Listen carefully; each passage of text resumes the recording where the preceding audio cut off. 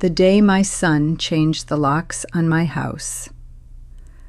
I believed I'd lost him forever, not because he yelled at me, not because he called me a burden. He never did either of those things. What hurt the most was that he looked me in the eyes the day before, hugged me goodbye, and never mentioned what he was about to do. If you had asked me that morning whether my son loved me, I would have answered without hesitation, more than anything. By sunset, I wasn't so sure anymore. My name is Barbara. I'm 72 years old. I've lived in the same white farmhouse for 46 years. My husband Robert built it with his own hands. Not all at once, room by room, paycheck by paycheck. He used to joke that our house grew up alongside our son. The scratches on the hallway wall still mark Michael's height from first grade until college. The porch swing was where Robert asked me to marry him again on our 25th anniversary. The old oak tree in the backyard, Michael planted it when he was 9. To anyone else, it was just an old house.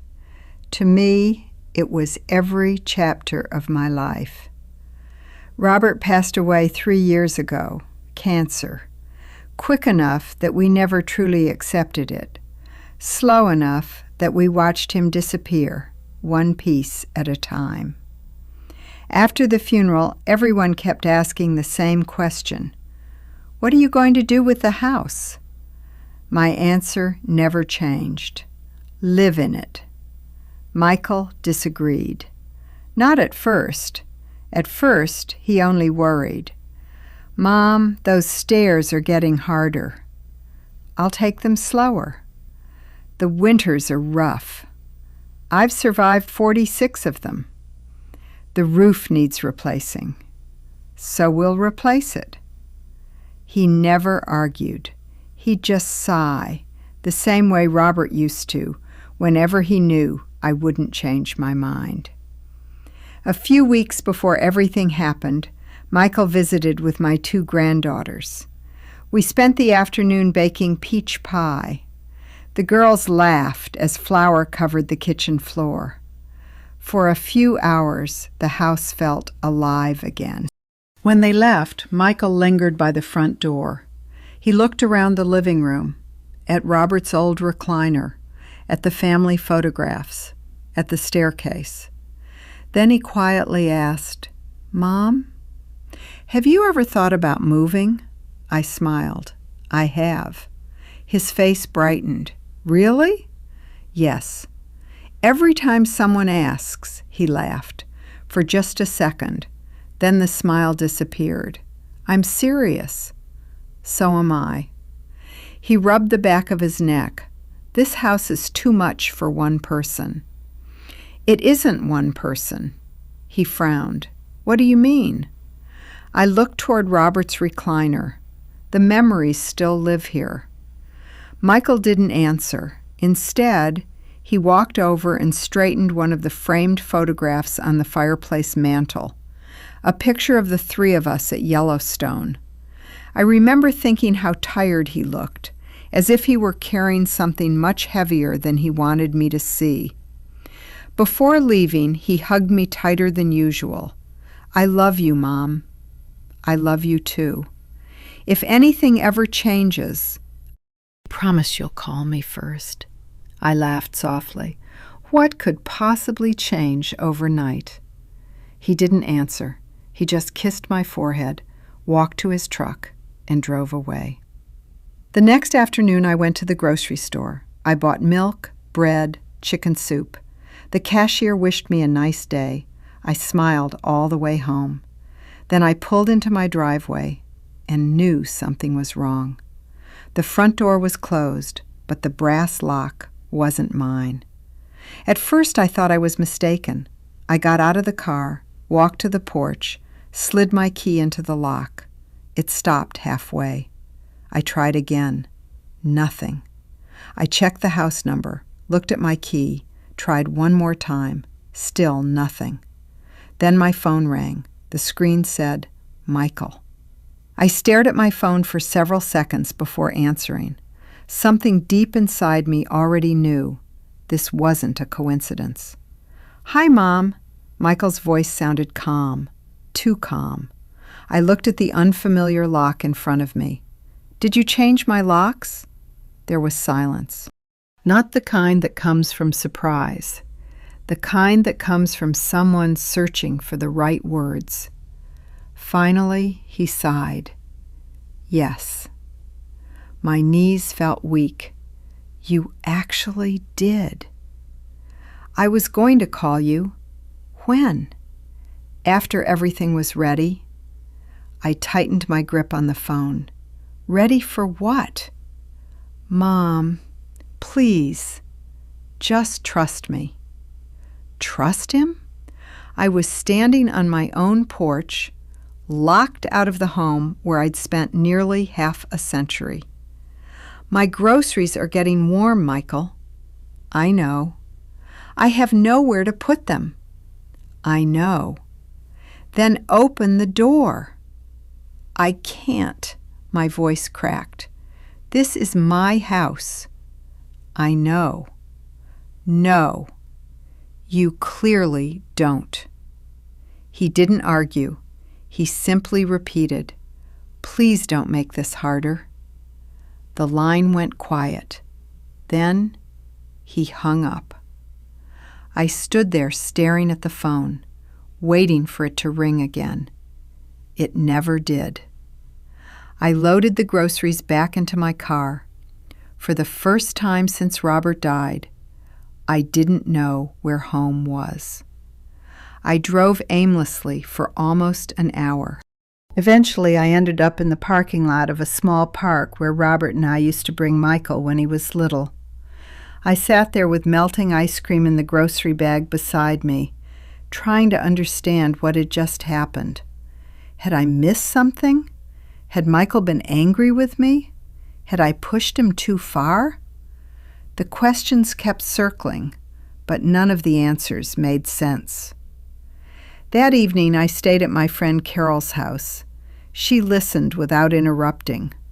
When I finished, she slowly shook her head. Michael isn't that kind of man. I thought so too. No. I know so. She had known Michael since he was 5. She had watched him shovel my driveway after Robert passed away, replace broken light bulbs without being asked, drive across town just to fix a leaking faucet. The story I told her didn't sound like the Michael she knew. There has to be another explanation, she said. I wanted to believe her. I really did. But explanations don't change locks. The next morning, I returned to the house, not because I expected anything to be different, because I couldn't stay away. 2 pickup trucks were parked in the driveway. A large construction trailer stood near the garage. Workers carried sheets of drywall through the front door. One of them noticed me. "Morning, ma'am." I nodded politely. "What are you doing?" He smiled. "Renovation." "For who?" "I'm not sure." "The owner, I guess." The owner. Those 2 words hit harder than I expected. I almost said, "I am the owner." Instead, I simply turned around. As I walked toward my car, I noticed something strange. A dumpster sat beside the garage. Old carpet, broken cabinets, pieces of drywall, but none of my furniture. No dining table, no sofa, not even Robert's old recliner.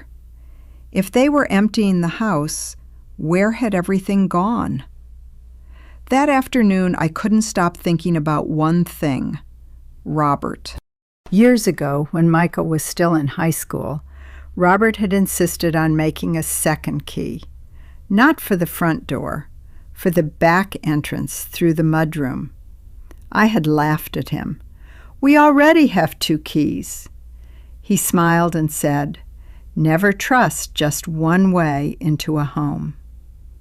I'd almost forgotten about it. Almost. The spare key wasn't in the kitchen drawer or the hallway cabinet. It was hidden somewhere only Robert and I knew, somewhere we hadn't touched in years. I drove to the small storage unit where I'd kept a few of Robert's tools after he passed away. An old red toolbox sat on the highest shelf. Dust covered the lid. I opened it slowly. Rusty nails, a tape measure, his favorite hammer, and tucked inside a small envelope was a worn brass key. I held it in my hand for a long moment. It looked older than I remembered. I whispered to myself, "Please, tell me he forgot," because if Michael had remembered that key, then whatever he was hiding was even bigger than I had imagined. The next morning, I parked my car 2 streets away. I didn't want the construction workers asking questions, or worse, calling Michael. The old path behind the house was almost hidden now. Robert and I had planted bushes there years ago. Back then it was our shortcut to the vegetable garden. Now it became my way home. I stood in front of the back door. The brass key felt cold in my hand. For a second I hesitated. This felt wrong, like breaking into my own life. Then I remembered the new lock on the front door. If anyone had crossed a line, it wasn't me. I slid the key into the old lock. It turned smoothly. The door opened. Robert had been right. 1 extra key, 1 forgotten door. That was all it took. The house smelled different. Fresh paint, sawdust, new wood. Gone was the familiar scent of coffee and cinnamon that had filled this place for decades. Plastic sheets covered the floors. Furniture stood wrapped in white protective cloth. The silence felt heavier than empty rooms ever should. I slowly walked into the living room. My heart immediately searched for one thing: Robert's recliner. It wasn't by the fireplace. For one terrifying moment, I thought they'd thrown it away. Then I noticed it. The chair stood in the corner, covered carefully with blankets. A small tag hung from one arm. Restoration. Do not discard. I frowned. If Michael wanted to sell the house, why restore an old chair? I walked farther inside. The family photographs had all been removed from the walls. My stomach tightened until I found them. Every frame had been individually wrapped in protective paper, each one labeled: living room, hallway, master bedroom. No broken glass, no careless stacks. Someone had packed them as though they were priceless, because to me, they were. Voices echoed from upstairs. Workers. I quietly stepped into the dining room. Our old oak table was gone. In its place lay blueprints, dozens of them. Curiosity got the better of me. I leaned over. The first page showed the first floor. Most of it looked familiar, until I noticed red markings. The hallway had been widened, the bathroom completely redesigned, the doorway to the kitchen made larger. Why? Then another page caught my eye. A room that used to be Robert's workshop. It no longer carried that label. Instead, someone had written in bold black letters, "Barbara's suite." I whispered the words aloud. My suite? None of it made sense. Was Michael turning my house into some kind of rental? A guest room? Or Was he planning to move someone else into my home? Footsteps echoed from the hallway. I quickly stepped behind the pantry door. 2 workers entered carrying lumber. One looked at the blueprint. "Make sure this doorway stays wide enough." The other nodded. "Yeah." "The owner said his mom has to be able to get through here comfortably." I stopped breathing. His mom. They were talking about me. "But she doesn't know yet," the first man replied. "That's what he said. The whole thing's supposed to be a surprise." They picked up the blueprints and left before I could hear anything else. I stayed hidden for another minute. A surprise? What kind of surprise starts by locking your own mother out of her house? Nothing about this felt right. And yet, nothing I had seen looked like someone preparing to sell the place. If anything, it looked like someone was preparing it for me. As I quietly slipped back out through the rear door, I looked over my shoulder one last time. For the first time since this nightmare had begun, I wasn't certain Michael had betrayed me. But if he hadn't, then he was hiding something so important he'd been willing to let me hate him to protect it. For the next 5 days, I became a stranger in my own home. Every morning after the construction crew left for lunch, I'd unlock the back door with Robert's old key. I never stayed more than 20 minutes, long enough to look, long enough to wonder. Then I'd leave before anyone returned. Each visit answered one question and created 2 more. The narrow hallway where I'd bumped my shoulder 1,000 times was gone. The walls had been opened. Everything felt larger, brighter, safer. The bathroom looked completely different. The bathtub had disappeared. A walk-in shower was being installed.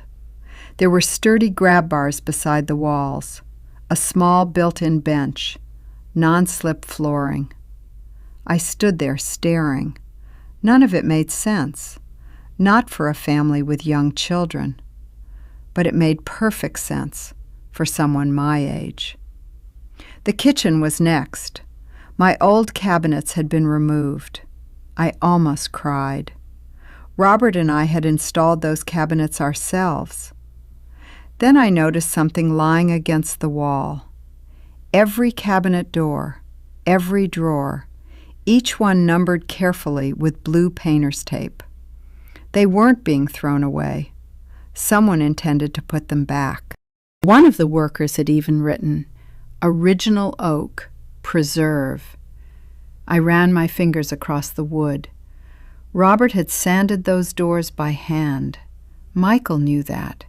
He remembered helping his father stain them one summer. If he wanted a modern kitchen, why save these? On my 6th visit, I heard voices outside sooner than expected. I quickly stepped into Robert's old workshop, or what used to be his workshop. Most of his tools were gone. Only one workbench remained. On top of it sat a cardboard tube. Inside, rolled up architectural drawings. I slowly opened them. This time they weren't floor plans. They were artist renderings, colored, finished. My breath caught. The workshop had been transformed into a beautiful bedroom. Large windows, warm lighting, bookshelves, a small sitting area overlooking the backyard. Above the drawing, someone had handwritten, "For Mom." I stared at those 2 words until they blurred. For Mom, not for sale, not guest room. For Mom. Just then, the front door opened. The workers were back early. I rolled the drawings closed and quietly slipped behind the workbench. 2 familiar voices entered the hallway. One belonged to the foreman, the other to Michael. I don't care if it costs more, Michael said. The railing has to match the original staircase. It'll take another week. Then it takes another week. The budget's already over. I'll figure it out. The foreman hesitated. You've already sold your own house. My heart stopped. Sold his own house? You've got a wife and 2 girls. Michael answered without hesitation. They'll understand. Are you sure your mom will even agree to this? A long silence followed. Finally, Michael spoke. I honestly don't know. But I know she'll never ask for help.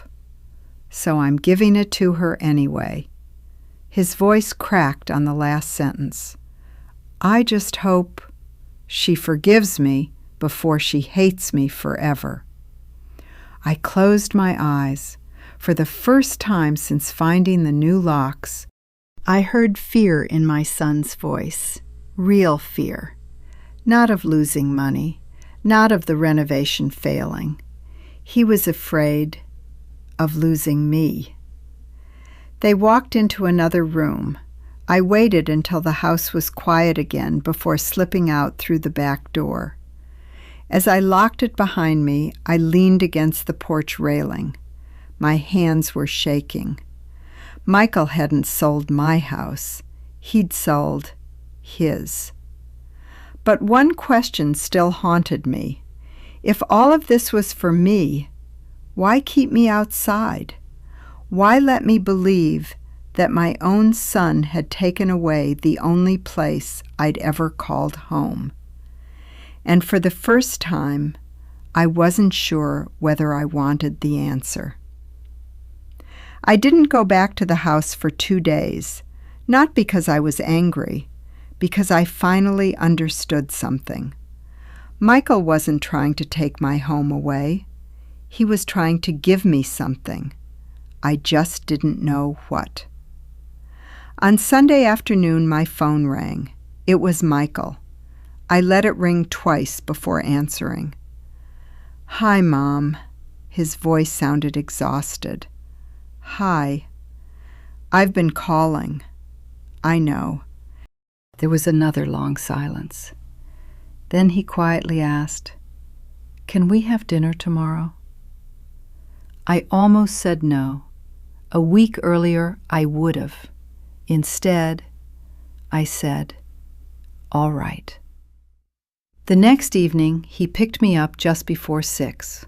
The drive was quiet. Neither of us knew where to begin. Halfway there, I finally asked, How are the girls?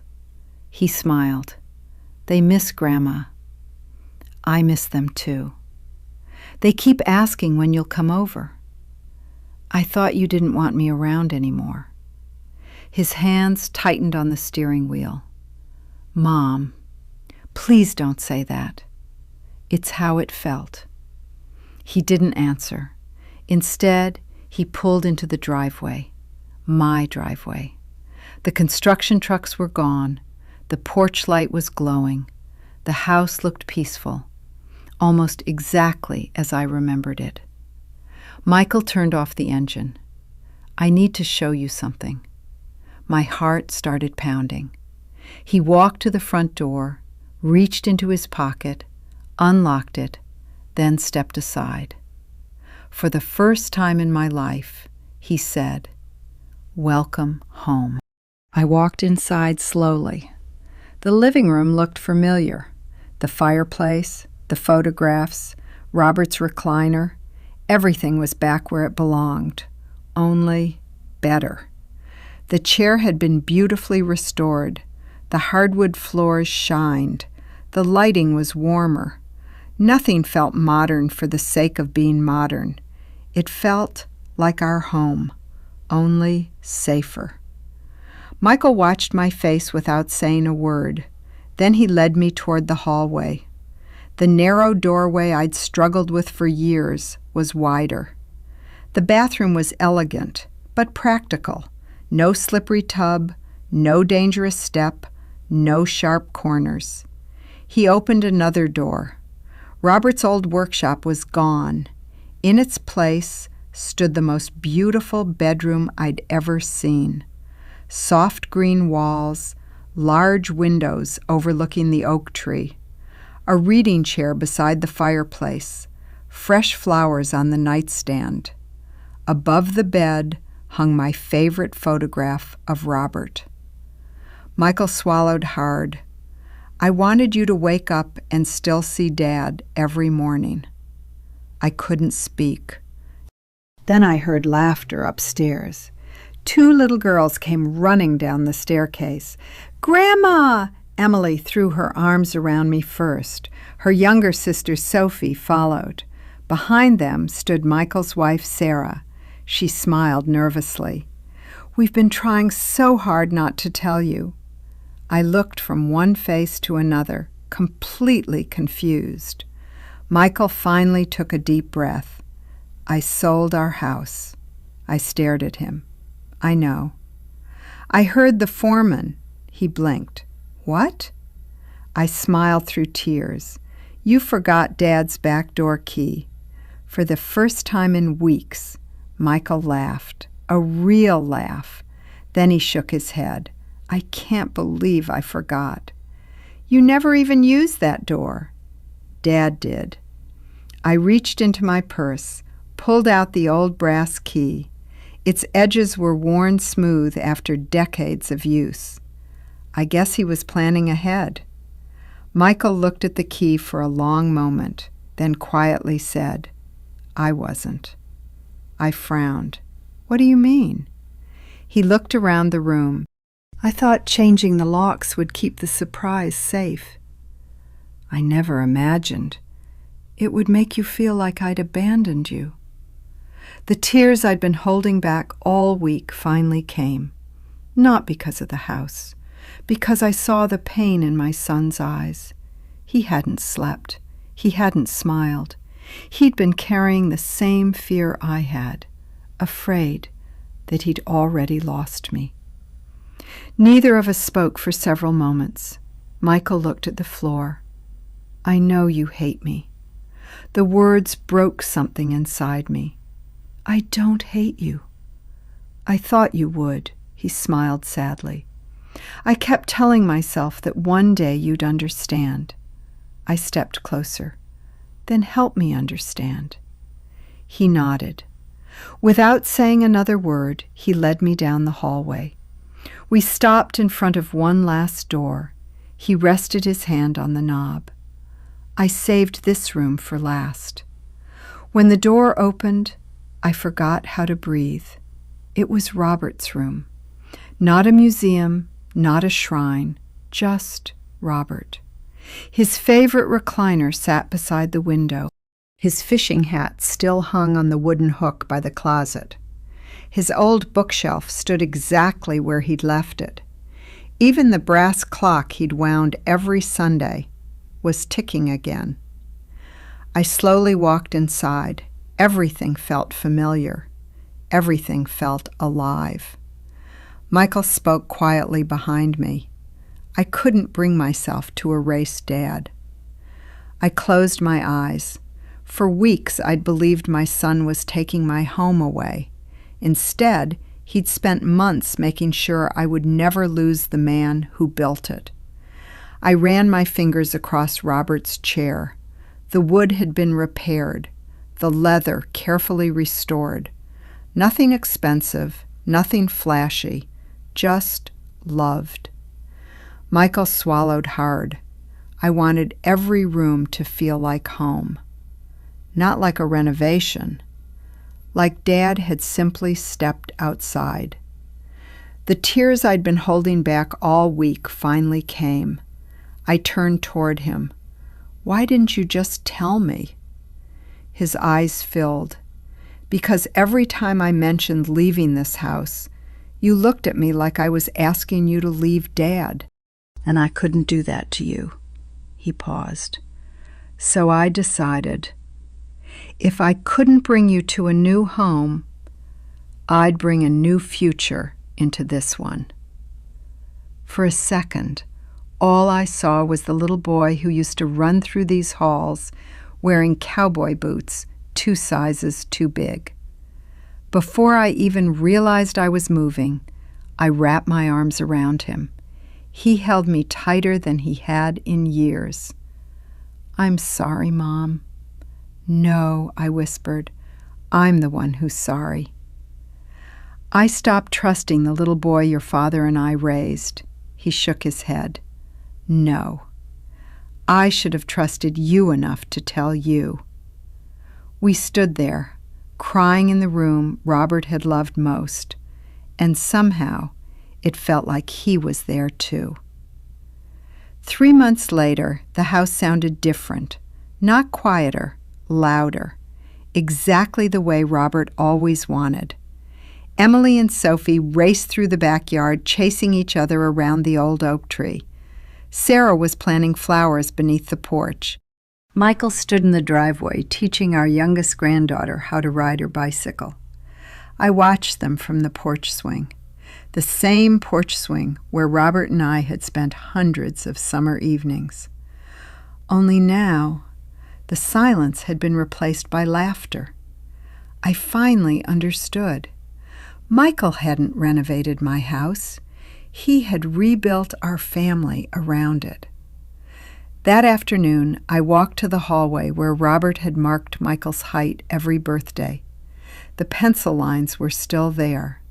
Age 5, age 9, age 13, high school graduation. I smiled. Then Emily came running inside. "Grandma, can I put my mark there too?"